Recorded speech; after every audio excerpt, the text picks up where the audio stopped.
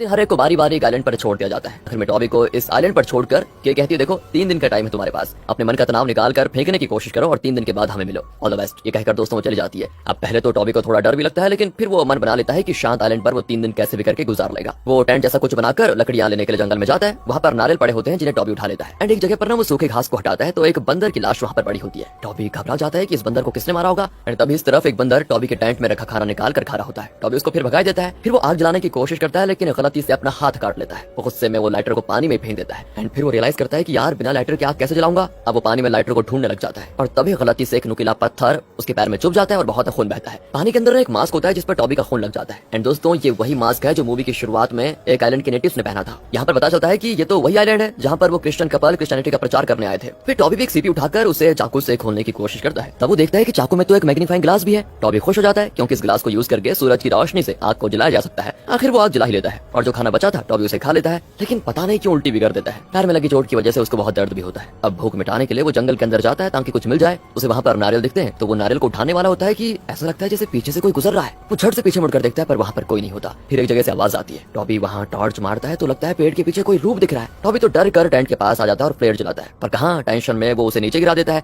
अब उसका heart beat बहुत तेज बढ़ता है और उसे अपने पापा की याद आ जाती है। वो फिर से डिप्रेशन में चला जाता है और बेहोश होकर गिर पड़ता है। सुबह जब उसे होश आता है तो उसके पास किसी ने नारियल काट कर रखा होता है। अब टॉबी हैरान होता है कि ये किसने काट कर रखा होगा। फिर भी भूख के मारे वो नारियल पानी पी लेता है। तभी एक लड़की को मछली पकड़ते देखकर टॉबी चौंक जाता है कि ये यहाँ पर कैसे आई। टॉबी को देखते ही वो वहाँ से जाने लग जाती है, लेकिन टॉबी उसका पीछा नहीं छोड़ता। वो उसका पीछा करता रहता है और उससे सवाल करने लग जाता है कि तुम कौन हो, कहाँ से यहाँ पर आई हो, वगैरह वगैरह। तभी अचानक वो मुड़कर टॉबी को घूरती है। उसके हाथ में चाकू देखकर टॉबी बहुत ज्यादा डर जाता है। वो तेजी से टॉबी की ओर आती है, लेकिन दूसरी दिशा में जाती है जहाँ उसने एक ट्रैप सेट करके रखा है। दोस्तों उसमें एक जानवर फंस गया था जिसको वो लेने आई थी। उसे लेकर वो जाने लग जाती है, पर टॉबी फिर उससे सवाल करता है कि तुम कहाँ से आई हो, क्या है तुम्हारा नाम, कौन हो तुम। एंड वो सिर्फ अपना नाम बताती है, मेडलिन। फिर वो उस जगह पर जाते हैं जहाँ पर उस मिशनरी कपल ने एक शेड जैसा कुछ बनाया होता है। मेडलिन तो फिश को पकाकर खा रही होती है और टॉबी को भी थोड़ा दे देती है। कई घंटों के बाद तो वो खाना खा रहा था और वो भी फ्रेश फिश, तो वो बड़े चाव से खाता है। अब मेडलिन तो यहाँ से जाने लग जाती है तो टॉबी फिर उसको जाने नहीं देता और पूछता है कि तुम्हारा घर कहाँ पर है, क्या तुम यहीं पर रहती हो। एंड दोस्तों मेडलिन तो इस बार टॉबी पर हमला करने आ जाती है, लेकिन असल में वो टॉबी को एक सांप से बचा रही थी। फिर उस सांप को मारकर उसे कंधे पर लटकाकर टॉबी से कहती, देखो मेरा पीछा मत करो समझे, और हमेशा आग के पास ही रहना, तब इस तरह के खतरनाक जानवर तुम्हारे पास नहीं आएंगे। मेडलिन के जाने के बाद टॉबी वहाँ पर आग को जलाकर सो जाता है। तब उसको लगता है कि कुछ मास्क पहने हुए लोग उसका कत्ल कर रहे हैं। वो चौंक कर उठता है, लेकिन ये बस उसका बुरा सपना था जो फिर से उसे अपने पापा के कत्ल के बारे में याद दिला देता है। आग बुझने वाली होती है तो वो उसमें और लकड़ी डालता है। एंड पता नहीं क्या होता है कि तभी ना जंगल से एक आवाज आती है। वो फिर जंगल के अंदर जाता है तो लगता है कि वो रूप टॉबी के पास खड़ा है। टॉबी झट से टॉर्च फ्लैश करता है, लेकिन वो रूप वहाँ से गायब। अगली सुबह मेडलिन टॉबी से मिलने आती है और उसको कुछ पका कर देती है। फिर वो टॉबी को एक जगह लेकर भी जाती है जहाँ से कुछ पत्ते तोड़कर वो उन्हें पीसती है और टॉबी के पैर पर लगाती है। अब वो टॉबी से बात करने लगती है। वो कहती है कि इस पत्ते के रस को अपने ओंठ पर लगा लो तो तुम्हारा दर्द कम हो जाएगा। कहकर वो टॉबी के ओंठों पर लगाती है और वाकई उसके पैर का दर्द कम हो जाता है। यार दोनों जंगल में आराम से घूमने लग जाते हैं। मेडलिन बताती है कि बचपन से वो अपने पेरेंट्स के साथ इसी आइलैंड पर आई थी, लेकिन उसके पापा के मरने के बाद वो और उसकी माँ यहीं पर रहने लगी। अपने बारे में ये बातें शेयर करके वो टॉबी को मछली पकड़ना और वेपन्स बनाना सिखाती है जिससे यहाँ पर शिकार किया जाए। टॉबी भी उसे इंटरनेट और दूसरी चीजों के बारे में बताता है। अब जब मेडलिन के जाने का वक्त आता है तो टॉबी कहता है, मैं तुम्हारे घर आना चाहता हूँ, आ सकता हूँ क्या। लेकिन मेडलिन मना कर देती है कि अगर मेरी माँ ने तुम्हें देख लिया तो तुम्हें जान से मार डालेंगी, जाओ अब तुम जाओ, मैं कल तुमसे मिलने आऊंगी। टॉबी उसे बताता है कि कल मुझे यहाँ से ले जाने के लिए हमारे ट्रिप के इंचार्ज आ जाएंगी, फिर न जाने मैं तुमसे कभी मिल पाऊंगा या फिर नहीं। अब ये सुनकर मेडलिन थोड़ा नाराज हो जाती है कि मुझे ये बात तुमने पहले क्यों नहीं बताई। वो गुस्से में अपना हाथ छुड़ाकर एक बड़े पेड़ के अंदर भाग जाती है। एंड उस रात के टॉबी के आइलैंड पर आती है, लेकिन टेंट के अंदर वो होता नहीं कि जंगल के अंदर उसे पुकारती हुई जाने लग जाती है। वहाँ पर अजीब और गरीब आवाजें सुनकर वो घबराई जाती है। अचानक किसी चीज को देखकर वो चौंक कर गिर पड़ती है। उसका टॉर्च भी दूसरी तरफ गिर पड़ता है। वो उसको ढूंढने जाती है तो पीछे से कोई उस पर टॉर्च मार देता है। अब के को तो लगता है कि शायद वो टॉबी है। वो चिल्लाती है कि अरे ये क्या खेल है तुम्हारा, जंगल से बाहर आ जाओ। लेकिन तभी कोई उस पर टॉर्च फेंक देता है कि अब उसको हटाने वाली होती है कि सामने 2 नीली आंखें दिखती है। लगता है वो कोई जानवर है। कि अब टॉर्च को उठाती है तो अचानक एक डरावना हाथ उसे टच करता है। के की तो सांस ही रुक जाती है और फिर अंधेरे में के की चीख सुनाई देती है। यहीं पर ये सीन होता है कट। अगली सुबह टॉबी मेडलिन का इंतजार करता है पर वो नहीं आती। वो उसे ढूंढते हुए पानी की ओर जाता है तो वहाँ पर उसको एक लाइफ बोट दिखती है जिसके पास एक बोट उलट कर पड़ी होती है। एंड टॉबी समझ आता है कि ये के की बोट है। बोट के अंदर से एक औरत निकलती है जो बोट से कुछ चीजें निकाल कर लेकर जाती है। एंड उसके जाने के बाद टॉबी पानी के अंदर जाकर बोट में ढूंढता है कि उसकी जरूरत की कोई चीज मिल जाए। वहाँ ना 2 फ्लैट्स होते हैं लेकिन वो पानी में भीग चुके थे।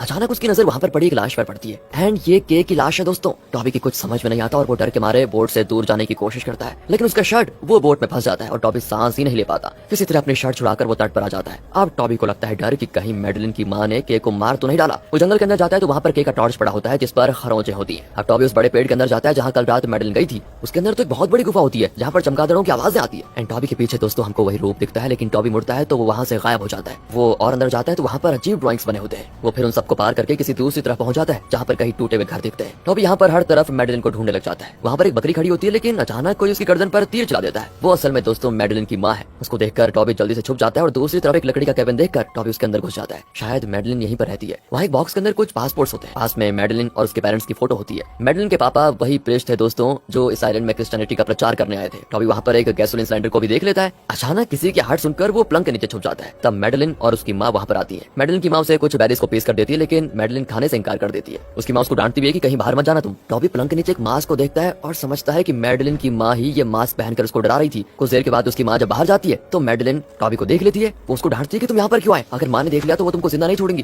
जाओ तुम बाहर जाओ यहाँ से, मैं तुम्हें कल मिलूंगी। टॉबी भी चला जाता है और मछली पकड़ कर खाता है। तभी कुछ दूर पर कोई लाइट से इशारा कर रहा होता है एंड अब टॉबी को लगता है कि कोई उसे रेस्क्यू करने आया होगा। वो भी अपनी तरफ से यहाँ आग जलाकर इशारा कर देता है। अब रात को टॉबी सोने की कोशिश करता है तो मैडलिन आ जाती है। उसको देखकर तब टॉबी खुश होता है, लेकिन वो मैडलिन को बताता है कि तुम्हारी माँ ने हमारे इंचार्ज के का कत्ल कर दिया है, पता है तुम्हें? अब मैं यहाँ पर सेफ नहीं हूँ, जल्द से जल्द मुझे यहाँ से कोई लेने जरूर आएगा। इस पर मैडलिन उसकी गोद में सर रख लेती है और रोते हुए कहती है कि जब मैं छोटी थी तो अपनी माँ पापा के साथ यहाँ पर आई। पापा यहाँ पर क्रिश्चियनिटी का प्रचार कर रहे थे और मैं यहाँ के नेटिव्स के बच्चों के साथ बड़े मजे से खेलती थी। लेकिन अचानक एक दिन अचानक क्या हुआ, मैंने खुद को एक कोने में बैठे हुए पाया और मेरे ऊपर खून लगा हुआ था। तब माँ वहाँ पर आई तो वो खून से लथपथ मेरे सामने खड़ी थी। लगता है उन्होंने पापा का और दूसरे नेटिव्स का खात्मा कर दिया था। मैं बहुत डरी भी थी। आज भी मैं डर डर के अपनी माँ के साथ रह रही हूँ। टॉबी उसको कहता है कि देखो तुम घबराओ मत, कल जब मेरे लिए कोई बोट लेकर आएगा तो तुम भी मेरे साथ चली आना। अब ये सुनकर मैडलिन बड़ी खुश होती है और कल सुबह इस जगह मिलने का वादा करके चली जाती है। सुबह टॉबी को एक प्लेन दिखता है, लेकिन वो बिना रुके चला जाता है। तब टॉबी को एक पुराना लाइट हाउस दिखता है। वो वहाँ अंदर जाता है तो पता चलता है कि उसका इंजन खराब है। फिर उसको अपने पापा की बात याद आ जाती है जिन्होंने उसे सिखाया था कि कार इंजन को कैसे ठीक किया जा सकता है। उसी तरीके से वो भी इसको ठीक करने की कोशिश करता है। अब इसके जनरेटर को गैसोलीन की जरूरत पड़ेगी और तब टॉबी को याद आता है कि उसने मैडलिन के घर में गैसोलीन सिलेंडर देखा था। फिर वो टेंट की ओर आता है तो वहाँ पर एक और लड़का होता है। ये भी टॉय की तरह ट्रिप पर आया है। इसका नाम दोस्तों डेविड है। इसे तो दूसरे आइलैंड पर ड्रॉप किया गया था, लेकिन कल जब के नहीं आई तो वो घबरा गया।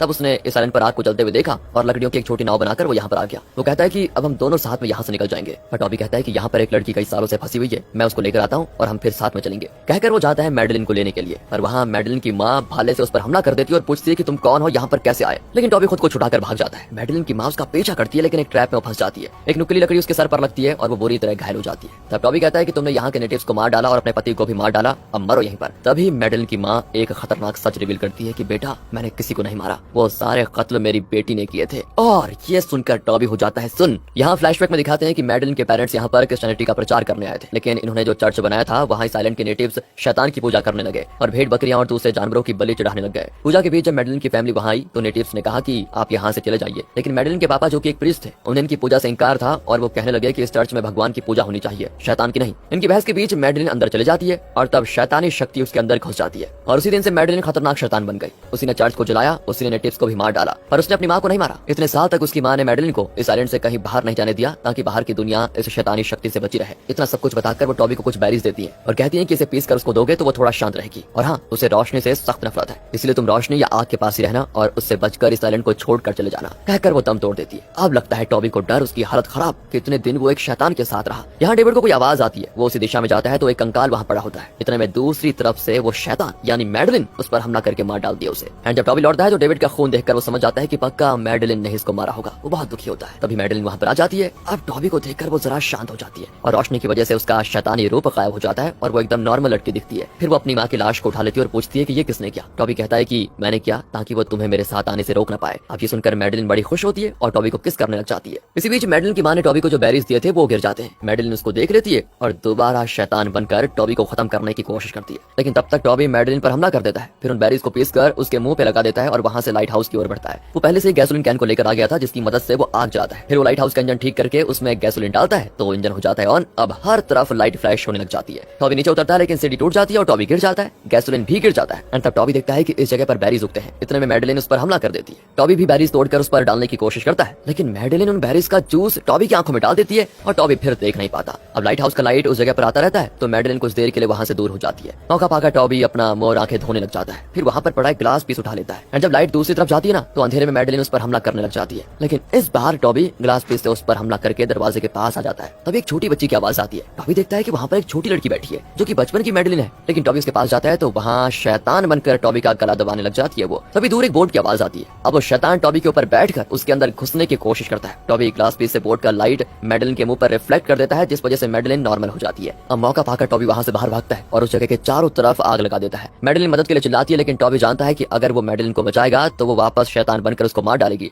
इसलिए वो दरवाजा बंद करके तेजी से पानी में कूद पड़ता है और उस बोट की ओर स्विम करने लग जाता है। लेकिन तभी पास में वो देखता है कि मैडलिन शैतान के रूप में खड़ी है एंड कट करके दिखाते हैं कि वो बोट किसी किसी को रेस्क्यू करके लेकर जा रहा है। असल में उन लोगों ने मैडेलिन को रेस्क्यू किया था, ना कि टॉबी को। मतलब टॉबी या तो आइलैंड में होगा या मैडेलिन ने उसको खत्म कर दिया होगा। अब दोस्तों मैडेलिन जा रही है शहर, न जाने वहाँ पर वो क्या विनाश करेगी। इसी के साथ ये मूवी यहाँ पर